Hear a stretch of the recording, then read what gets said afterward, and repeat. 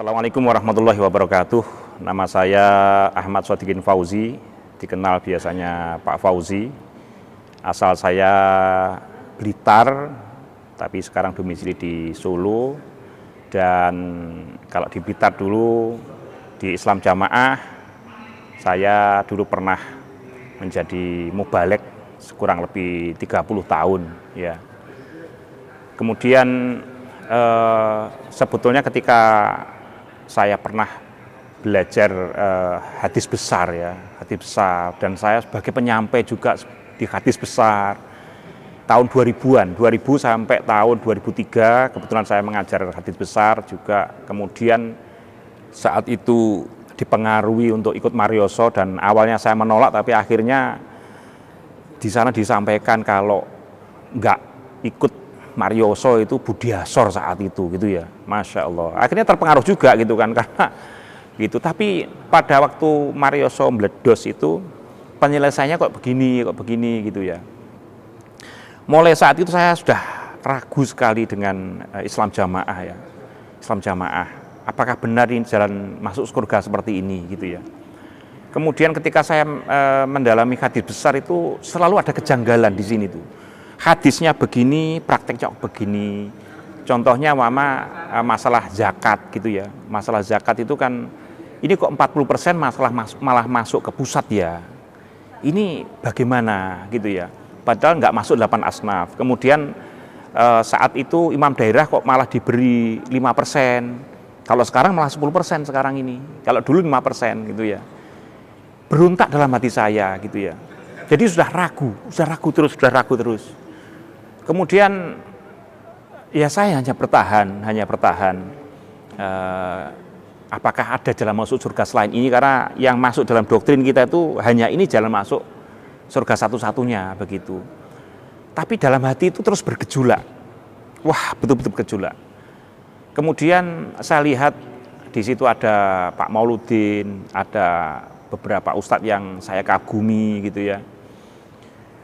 Kemudian saat tahun 2006 sampai 2008 ada pergantian keamiran di sana dari Pak Abdul Dhohir ke Pak Abdul Aziz itu. Ketika itu terjadi gejolak, katanya Pak Mauludin difitnah ingin menjadi imam. Dan akhirnya dimurtadkan dan diusir dan sebagainya. Tapi saat itu gejolaknya nggak terlalu besar gitu ya. Tapi saya betul-betul stres saat itu. Kemudian saat itu saya hanya gandolan, ini masih ada Pak Khalil di sana yang belajari saya, biasanya belajar nahwu sorof, belajar kitab dan sebagainya. Saya masih gandolan itu. Kalau Pak Khalil masih di dalam, saya masih di dalam lah gitu ya. Tapi ternyata ketika beliau mundur dari Mekah pun akhirnya ya terjadi goncangan ke sana sini dan sebagainya yang menjadikan kita belum bisa betul-betul mantap 100% gitu ya. Dan akhirnya saya Pak Khalil saat itu mengadakan tahfidzul Quran. Saya mengadakan di Solo yang Wahatul Quran 10 saya saat itu yang terakhir. Dan saat itu didukung sekali oleh pengurus Islam Jamaah. Nah, di situ saat itu ingin diakui daerah. Jadi di situ ada dari daerah Solo Utara itu, pokoknya ini harus diminta untuk istilahnya hajatnya hajat daerah. Ya saya tidak masalah, wong saya nggak ingin itu gitu ya. Tapi ketika ada masalah, Ustadz Khalil dan Pak Aziz dan Pak Abdul Mas'ud dikeluarkan, terjadi masalah. Akhirnya Wahatul Quran yang saya kelola itu hanya berjalan 6 bulan. Jadi anak-anak 16 juz hafal ditutup. Dan saya mulai digaungkan, pokoknya saat itu ada pemilihan imam desa, saya dibisi sama imam daerah gitu ya.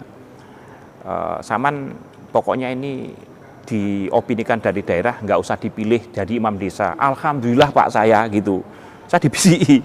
Jadi waktu pemilihan itu orang-orang nggak boleh milih saya. Tapi saya bersyukur sekali, saya nggak ingin jadi imam, itu bahaya sekali bagi saya gitu ya. Kemudian tepat tanggal Oktober 2019 itu kan terus gaungnya ustadz-ustadz ini dimurtadkan saat itu. Akhirnya saat itu ada murid Wahatul Quran yang sudah hafal, itu saya panggil. Karena apa? Dia dipanggil di daerah, ada 3 orang ini Mas. Itu saya korek. Kemarin sampean, karena kan ada 3 ustadz yang sudah hafal Quran ini saya tarik di situ, di kelompok itu. Kemudian dipanggil di daerah. Kemarin sama dipanggil itu kenapa? Gitu. Ya intinya saya ditodong, maukah saya mengkafirkan Ustadz Khalil, Ustadz Abdul Mas'ud, Ustadz Abdul Aziz begitu. Itu jawab piye? Ya saya tidak mau toh Pak. Itu dalilnya jelas, itu kan man kafaru akhuhu man kafaru akhu, barang siapa yang mengkafirkan saudaranya, faqad ba'a biha ahadauma, maka akan kembali pada salah satunya. Kalau yang dituduh benar, berarti ya benar, kalau tidak berarti akan kembali pada dirinya sendiri. Nah itu yang, dan saya saat itu terus langsung mikir, wah berarti besok giliran saya dipanggil gitu ya. Akhirnya saya saat itu saya terus bersiap diri, intinya jarak beberapa hari saya dipanggil juga, intinya sama, walaupun bahasanya mungkin lebih halus gitu ya. Kalau murid-murid saya tadi itu, istilahnya bukan murid ya, pokoknya anggota tahfidz saya, itu tadi nggak boleh ngerekam, saya saat itu boleh ngerekam. Mereka nggak mau ngambil HP saya, karena mungkin saya karena di situ dianggap ageniak super gitu ya, yang biasanya dihutangi juga kalau ada hajat daerah itu dihutangi sampai 100 juta itu dipinjami saya. Terus saya nggak diminta HP saya, akhirnya saya rekam, dan intinya sama, apakah Saman berani mengkafirkan 3 syekh itu. Akhirnya saya tidak berani. Kalau saya mengkafirkan 3 syekh ini berarti saya mengkafirkan guru-guru yang di Masjidil Haram, kan begitu. Bahkan kalau umpama betul Pak Nur Hasan dulu itu belajar di sana, berarti saya juga mengkafirkan Pak Nur Hasan, juga mengkafirkan Syekh Umar Hamdan juga, kalau betul itu beliaunya belajar di sana gitu. Dan saat itu langsung saya juga intinya saya mengundurkan diri. Kalau saya seperti ini, saya lebih baik mundur dari semua pengurus Dakwaan, saya lepaskan malam ini juga, walaupun saat itu tidak boleh sama pengurus gitu ya. Tapi saya pokoknya sudah mundurkan saat itu. Besok paginya saya itu tanggal 23 Oktober, paginya 24 Oktober 2019, saya langsung nasihat di di masjid, karena saat itu sebagai imam utama di situ, bahwa saya pamitan mulai saat ini, mungkin mulai nanti siang saya sudah tidak ngimami lagi, karena saya mengundurkan diri, begitu. Karena saya harus mengkafirkan ini, begitu.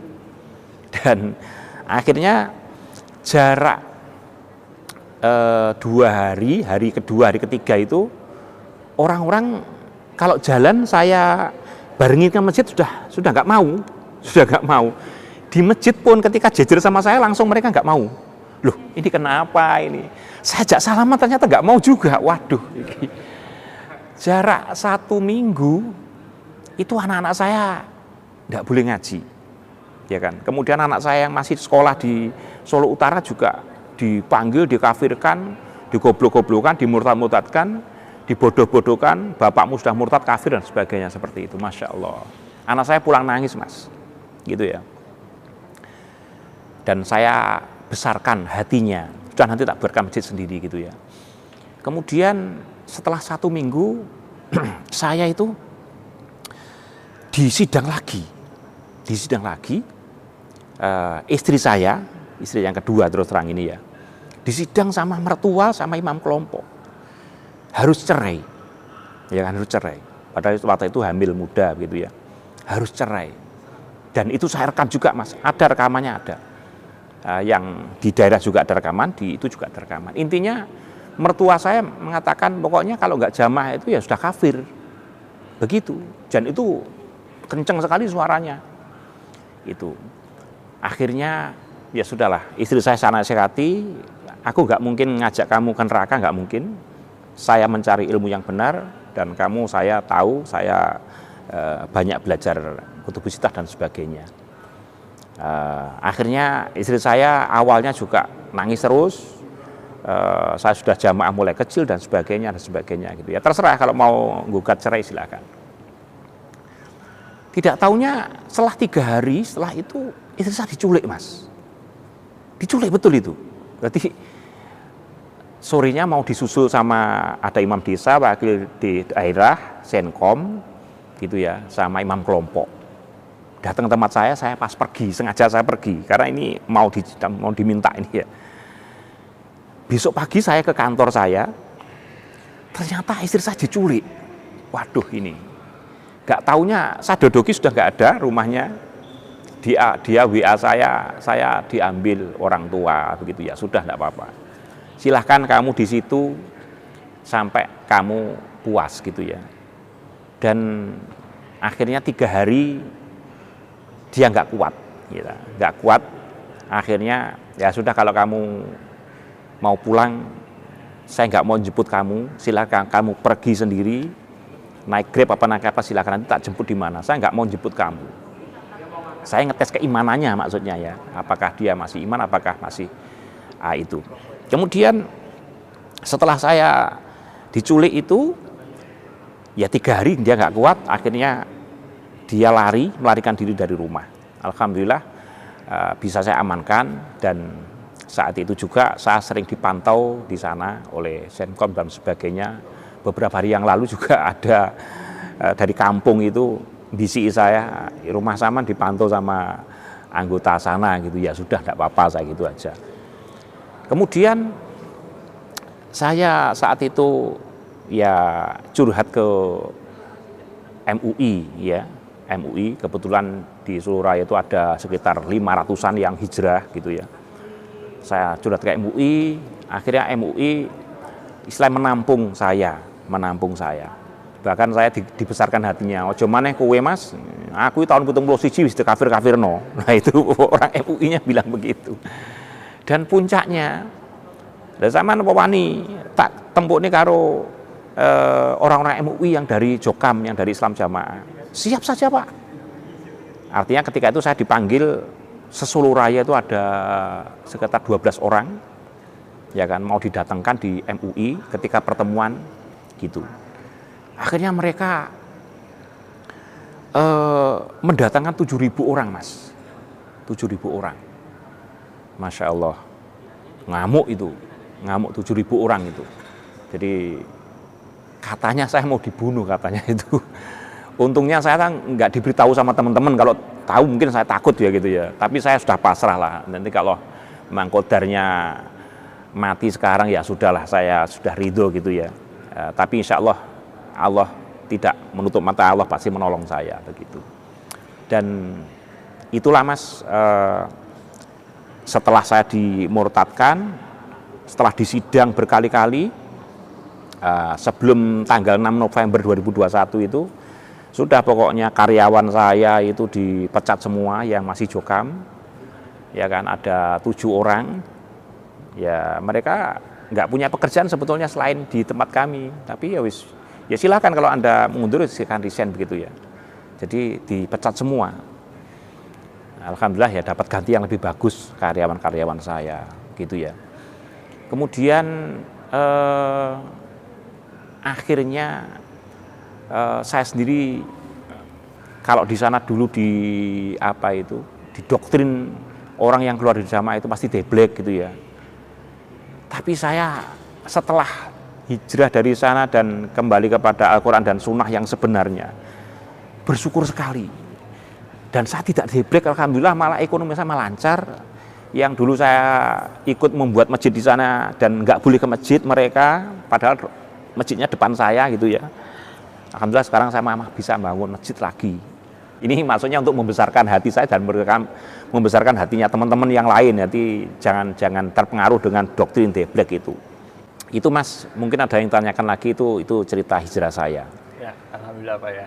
Sekarang bisa plong ya? Waduh, saya sudah merasa plong lagi dan saya justru lebih besar sedekahnya daripada zaman dulu. Kalau sekarang kan apa itu istilahnya itu buzzer-buzzer mereka kan ngomong, wah orang yang hijrah itu ternyata mereka pelit, nggak mau bela, nggak mau pembelaan, nggak mau persenan gitu kan. Nah, tapi saya bersyukur, saya lebih besar kok mengeluarkan apa itu dan lebih tertarget. Orang-orang miskin kita bantu, tetangga-tetangga, saudara-saudara saya yang dulu waktu Jokam nggak pernah saya bantu, malah saya bantu saat ini. Nah begitu. Oke Pak. Nggih, ada lagi yang perlu ditanyakan. Ini apa saya mau tanyain ini Pak, masalah tentang belajar dulu di Jokam sama di Bapak setelah mendapatkan ilmu yang syar'i gimana Pak? Saya itu dulu di sana istilahnya sudah menjadi guru hadis besar gitu ya, tapi saya sebelumnya Masya Allah masih setelah hijrah itu saya merasa malu sekali ya, malu dan saya merasa kurang sekali. Walaupun saat ini dengan kekurangan ilmu, dengan ilmu yang seadanya pun saya digunakan di Muhammadiyah juga digunakan, teman-teman dari apa itu yang lain dari keluarga Nahdlatul Ulama juga justru merespon saya dengan baik. Orang-orang kampung yang semua sudah saya anggap Muslim, semua welcome sama saya dengan bersenang hati, begitu Mas. Dan untuk belajar, saya merasa ilmu saya masih sangat sedikit sekali. Kalau saya dulu di Jokam merasa pol dewe gitu ya, ternyata ilmu kita itu masih sedikit sekali loh, sangat sedikit. Itu Mas yang dirasakan. Jadi saat ini, apalagi saya sering akhir-akhir ini sering mendengar ternyata imam-imam Jokam itu belajar perdukunan, mereka pakai perdukunan dan sebagainya. Saya sangat bersyukur sekali bisa keluar dari kubangan mereka, dari apa ya yang mereka pageri itu. Karena di sana ternyata banyak syirik, banyak perdukunan, banyak belajar pada apa itu Romo Wilis.